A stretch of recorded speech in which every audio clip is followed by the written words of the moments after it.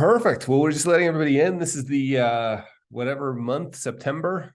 So excited about this. Brad's book is amazing. The Master of Change. And one of the things we're going to spend time talking with Brad about is this concept of the tactic treadmill. And I've noticed this in my own life, and I'm assuming some of you may have noticed, maybe it's just me, but always looking for tactics. If I could just find a better calendar app, if I could just read the best time management book, like things would just be so much better. I'm going to find a tactic. I'm going to read the best time management book. I'm going to use Stephen Covey's way of managing. And then that wouldn't work for me. Why wouldn't it work for me? Not because the tactic was wrong, but because my discipline and my inability to implement it wasn't there. So then I would go try to find a new one. And so just remember, in these calls, I'm trying to, we will talk a little bit about tactics today, a little bit, but tactics, it turns out, are easy. They're a Google search away, right? It's actually having the confidence to do the thing that's hard. So here's my hope with these calls, and we're getting more clear about this. The value of the membership is going to be the unique insight that comes to you during the next 90 minutes, right? And the insight that comes to you, Skip, will be completely different than the insight that comes to Katie. Same call, different insight. And I would not pretend to know what you should do, right? I just want to expose you to amazing conversations that will create the space for that insight. So I'm almost thinking of this as a 90-minute business meditation, right? And what you're looking for is, of all the things you could do, what's the one thing that you should do next? What's the one thing? And then the second thing we're looking for is, how can I just have the confidence and the accountability to actually do it? So let me find Brad. Brad, you're here now, aren't you? I am. Good to see you. How are you, my friend? I'm well. How are you? I've been so excited about this conversation because over the years, you seem to show up at the right time, saying the right thing in the right way in my life. So I've been a huge fan for a long time. Let's start with tactics. I sense, particularly in this little spicy tweet you sent around routines. In fact, let me just read something from. Uh-oh. I'm going to get myself in trouble. I know that's the whole goal, because there's a whole piece of this book that talks about the value of routine, Mm-hmm. right? And how important routine is, and the importance of non-dual thinking, Mm-hmm. right? Because routine's really important, and we can't hold too tightly to it. What do you see most people struggle with when it comes to building a solid routine? You said number one is the thinking that there is such thing as an optimal routine. And then you got to pick on our favorite subject of cold plunges. Is there one hack in the space that you think is most dangerous, or that you see most people often hoping will be a magic bullet? I think the one is the cold plunge. Because it's just doing a hard thing. The other day I was on Twitter feeling spicy, and I essentially tweeted, I'm convinced that my morning tea of stumbling into the coffee pot, making coffee with ice water, which immediately sends me to the bathroom for a large bowel movement, probably releases more dopamine than the cold plunge. Yeah, I think that I also have nothing against cold plunges. I know a lot of people that find a lot of value and benefit in them. I think that the bone that I'm picking there is that there's like this one optimal way to do things, or that we should even strive to quote unquote optimize. Because I think that as you said in your opening, sometimes these tactics can get way too prescriptive, and they enter like a pretty vicious fad or hype cycle.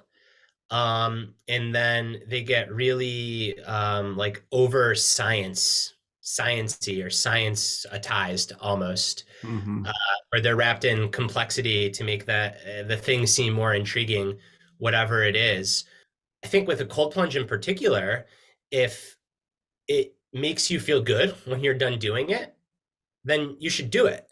Like that's enough. Like that's the end in and of itself. What I'm really trying to get at is I think there's a lot of people out there trying to sell you a hack or some kind of optimal way to do things, and then everything will fall into place. And I think a lot of people can get kind of caught on the treadmill chasing the perfect routine or the perfect thing, when in Mhm. fact it doesn't exist. Like there is no perfect thing. It's going to be different for different people at different times of your life. What is it about that? Like, because I love this non-dual thinking about it. Like the hack actually matters a lot. The morning routine matters a lot, and it doesn't matter at all. What is it about our chasing of the hack that why are we so interested in it? Is it just the shortcut nature of it, or is it the silver bullet? What is it? I think it's all of the above. And I think it's also that, like, there's nothing wrong with wanting to do better and feel better. It's quite a good thing. And millennia of evolution have programmed us to conserve energy. I mean, that's how we were built. So if a hack or something that is considered a shortcut or even just an easy thing to do with a big return is going to conserve energy, then of course we chase it. This is not new. Mm, And I think that the non-dual thinking is it just doesn't sell well on the internet. There was an interesting comment in the chat about routines, and it's just that. It's like, yeah, routines are really helpful. And anyone that says that, like, you should just go completely with the whims of your life and have no sense of agency or control, I would firmly disagree with that person. But I'd also firmly disagree with the person that says, here's the one routine, and it was Joe that said it, and here's how you should do it. And it's exactly right. It's like find a routine that works for you. And the real value of a routine is just like activating and having a source of predictability in your life, having something that feels like it's normal for you in a world of uncertainty, and then mhm. do that routine and then adjust over time. Yeah. So how do you get comfortable? Because even the idea of identity and core values, Yeah. like what can we do to help, first of all, ourselves get clear about identity and core values? Like maybe we should define them, your definition. And then second of all, how do we help others get a sense of what identity and core value means and maybe even what it is? Identity is, I like to think of identity is just kind of like who you are. Um, Mm, who you are, and then ideally what you do. So there's this beautiful metaphor and visualization of like a flow over time, and identity is a process of becoming over the course of one's mm, life. A river isn't a river unless it has some kind of boundary that like guides where it's going, right? Otherwise it's just random water. So it needs a bank. And I think that's where core values come in. I think our core values, it's kind of like the bank that directs our sense of self over time. The core values are constructs, characteristics, traits, qualities that you aspire towards, and that when you are living in alignment with them, when you're practicing them, you feel really good. You feel fulfilled. You feel like you're making a difference in the world. And you feel like you're kind of at home in mm, yourself. mm, Y'all probably see this in your clients focused on external scoreboards. mm, So, how much money is in the account? How are my assets doing? Uh, what's the sales rank of my book? Um, how big is my house? How are my kids' grades? Whatever it is. And the external scoreboards matter. Like, I'm not here to tell you they don't matter. That'd be bullshit. They matter, but not as much as the internal scoreboard. Or at the very least, like, we need an internal scoreboard that is a counterbalance to those external scoreboards. And to me, the internal scoreboard is how much are we living in alignment with our values? yeah, it's so much. There's a Lao Tzu quote I just wanted to have you respond to, that has really caused me a lot of problems. And by problem, I mean good. Like it's just been bothering me for years. So be who you really are and go all the way. Um, Mhm. so I wonder if what Lao Tzu meant is part of going all the way is like finding out who you are, Right. or continuing that process. Um, but that's where I So, think values are important because there's so much that's shaping us from the external and from the mm, outside. And if we're not aware of our core values, it's very easy to get swept up in mm. a lot of the noise. And everybody listening to this call is trying to put that into something called a plan. Yep. right? And the reality is that plan is wrong the moment we hit print, and yet still valuable. So we got all sorts of non-dual thinking going on. Like I just want to get to the almost like the thesis of the book here, which Yeah. maybe I could sum it up this way, and that's a long intro to just getting you to respond to the thesis of the book. Um, the narrative of stability, right? Why it's so popular in our culture and why that might be a problem. And something you said in the Rich Roll podcast, the most recent one, was we often see change as something that happens to us instead of something that we're in conversation with. I'm so glad you went there. That is it. And back to the plan, I think that's it. Like the plan is a framework for a conversation. Mm-hmm. It's And then beautiful. the conversation is between the plan or the advisor and then the person whose plan it is. Okay, Katie, sorry for so long. There's just so many questions. Katie, dive in. Hi. No, I have to say, like, I had like a question all like set to ask you, Brad, and my mind's been like racing everywhere. I mean, I guess the thing that kind of sticks with me is that is this like a modern day condition? I mean, it seems like everybody who comes in, it is a self-selecting group that comes to us, right? I mean, and so I'm like, I just do advice only planning. So I don't do any asset management. So my clients in particular, they're looking for like no strings attached. But it seems like people are so lost and afraid and like that work to get that deep.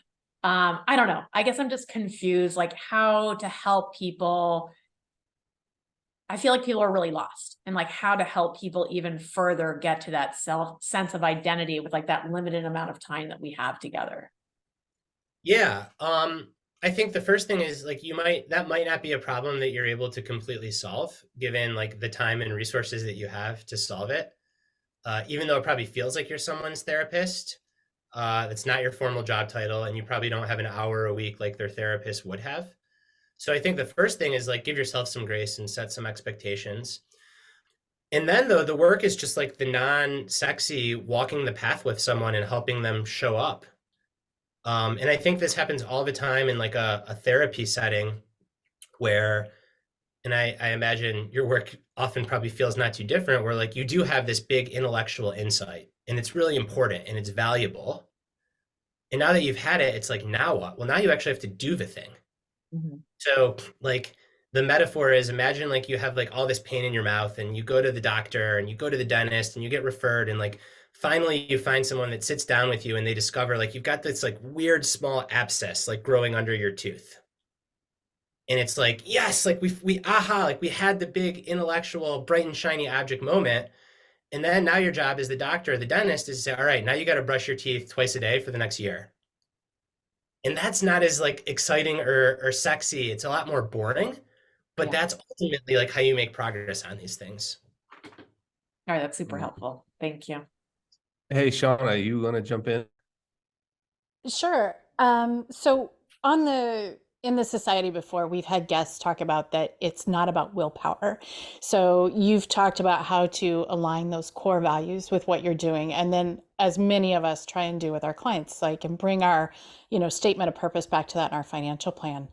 But with all the other things that circle around our world, how would you encourage not only us, but then translate that to our clients to really stick to that statement of purpose? Yeah. Ooh. I think the mechanics, write it down, put it on your bathroom mirror, put it somewhere where like it's in your environment and it hits you in the face. And then I really think just acknowledge that a part of sticking with it is falling off. Like, if someone were to ask me like what does sustainable excellence look like in any pursuit, I'd say it looks like getting on a path with a good mentor or coach and some good training partners. And this doesn't have to be physical training for anything. And then staying on the path and then falling off the path and then getting back on. And then getting distracted and getting off the path again. And then getting back on. And then you just keep getting off and getting back on. And hopefully over time, the intervals get a little bit longer. And when you get thrown off, you're not thrown off for as long as you get back on.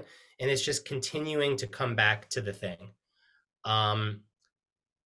Simple, not easy. Like, I wish I had a hack for that because if I did, my job would be a lot easier. Your job would be a lot easier. But I think it's just acknowledging and giving yourself and your clients some grace that like, all right, like you fell off the path, like that happens. Like, let's talk about why and how, and then let's get back on.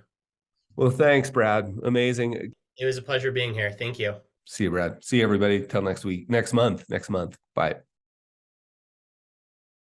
Today, the conversation was with Brad Stulberg, which I've loved Brad's work for a long time, was super excited to have him on. And I'm curious, what insight did today's conversation spark for you? So many. So I took copious notes. I actually saw you taking notes. I was like, people taking irrational risks to get to the summit. They make it to the summit, but don't make it down. That made me tear up. Because so often we're rushing to get to that place and to that destination, doing whatever we think is necessary while harming ourselves in the process. So I actually got emotional when I heard that, and the imagery that came to mind. And people do that in their financial lives as well. As they're rushing to get to this destination that might even be changing the goalpost as they're moving along, not enjoying the process along the way, not living their best lives in the process as they're going. Casey, thank you. That was amazing. Thanks. Jeb, what insight did you take? What insight did today's conversation spark for you? Well, because we're coming up on the end of the quarter, one of the things he said that really resonated was doing the boring things with, consistency. And here we are at the end of the quarter, we're having discussions with clients, and they want to talk about the S&P and why is it up 20%. And you just have to go back to the same things we've been talking about. This isn't what we talked about last year, 2 years, 3 years ago. That's not the scorecard we're using anyway. The scorecard we're trying to use is to get you to the end of the race. And very much to her point about going up the mountain, I mean, getting up the mountain is the least of your problems. It's getting down, which is where all the accidents happen. Thank you. What will you do differently? What's the one thing you're going to do differently as a result of today's call? I loved, and no one really mentioned it, but I loved his discussion around the fact that there are many paths to Rome. Yeah. I think that lowers the anxiety level a lot in working with clients, right? Because I'm always thinking of when a couple's getting ready to come meet with their financial advisor, right? It's usually not their like happiest thing they're looking forward to that day, right? Like they're like brushing their teeth, pouring coffee, like, oh God, I've got to go meet with Joe today. he's gonna judge us for all the choices that we've made, right? And so I love having language that just really helps the client, instead of coming in like with tunnel vision of like the only way to get there is the S&P 500 and index funds and your IRA, right? Like of opening the possibilities, right? Like let's explore what's possible here. Like there's many paths to Rome. I think I find that if I implement these little gems, they become part of my vernacular that I use. Amazing. I could ask questions for another hour, but it turns out we all have work that we actually do as well, especially you. So thank you. If anything else comes up that you are, about any of this conversation, don't hesitate to shoot me an email. It means the world that you guys are involved. And my only goal with all these projects is to have permission to keep doing them. So thanks, my friends. Thank you, Carl. Have a great day. Thanks, Carl. Thanks, Take Christy. See you, Casey. Cheers. Thanks, Bye, guys. Meredith. Great to Yes. see you. Bye. Bye.